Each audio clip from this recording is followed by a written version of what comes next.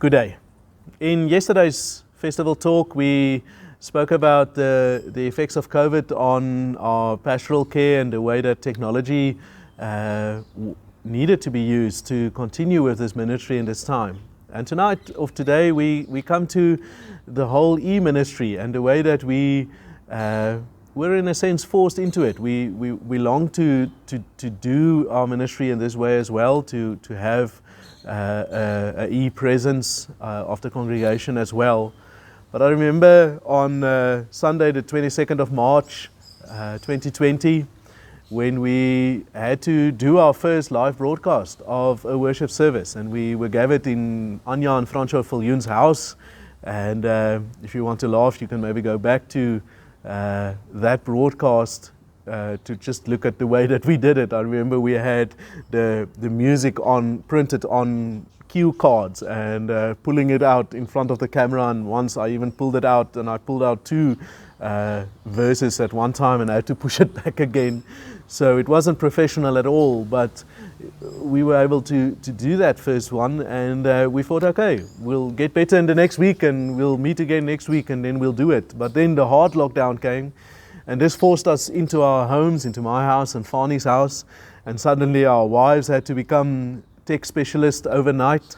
I remember Jaco and Suzanne, Linda and Hanley coming in through Zoom, through Team Viewer to do the setup on our computers to help us that everything could be ready. And then at some stage they had to leave us and say, okay, you're on your own now.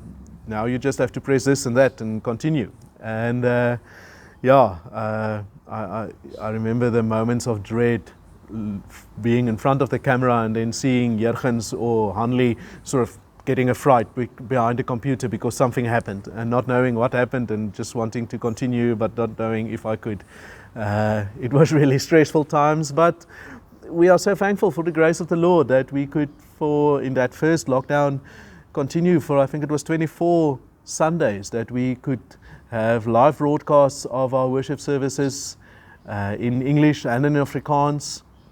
I think there was one time that at the Afrikaans service we didn't have any video, we only had sound, and I think there was once that the English service couldn't be live, but we loaded it up just later. But other for that, we were able by the grace of the Lord to continue for 24 weeks in that first wave, and then a second wave came in December, and then in July this year we went back into our homes again, and through all of that, the Lord's grace was sufficient that we could continue to meet together in this time. I think we learned that, well, firstly, just saying there's an app for that doesn't really solve everything. You still need to learn to figure out how to work the app and what it really can do and can't do. But on a deeper level, I think we learned that it's important to make decisions with wisdom and not simply be driven or bound by the regulations that came out in this time. So for that, I'm really thankful for the wisdom of the elders and our task team that did great work in this time. Our task team at one stage gathered for once a week on very short notice to help us think through and figure out new situations as they came up. I think we tell our children in the catechism class that church isn't simply a worship service, church isn't a building, but we learned those things on a very practical level in the last 18 or so months, that we truly aren't fixed to just a building, and church is more than just a worship service, even though worship service is such a crucial part of the functioning of our community.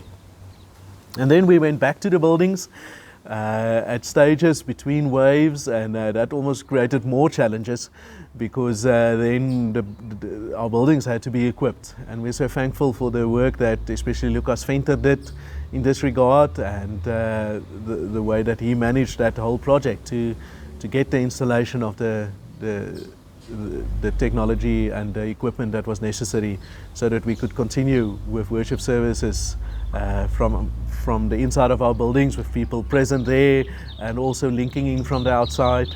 And we're thankful also for the growth of people coming back to worship in our buildings. And yet eMinistry is part of our picture now. We are not planning to stop the broadcasts of our worship services.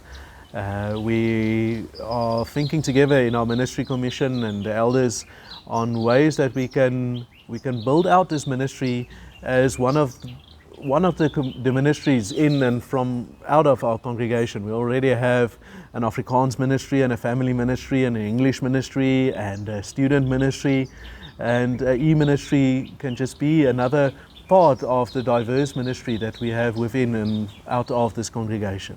And therefore, think with us, pray with us, come with suggestions, ways that we can expand this ministry to the glory of our Lord and the expansion of His kingdom.